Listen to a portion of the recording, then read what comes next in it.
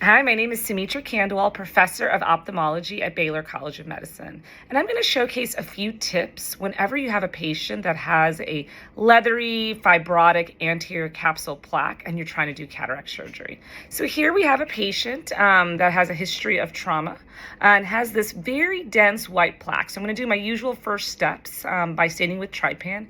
But the cystotome that I normally use is simply not cutting it to open that anterior capsule plaque. And so my first tip is to use something sharper to start that. This is an MVR blade, and I'm also going to use 23 gauge retina scissors to start the anterior capsulotomy.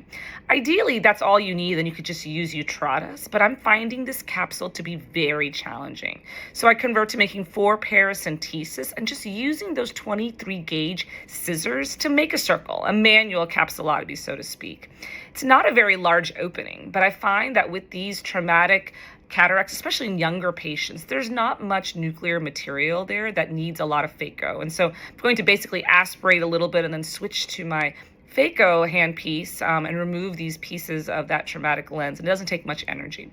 However, that opening is still not large enough to actually insert a lens. And so another tip is to use the anterior vitrector to actually enlarge it.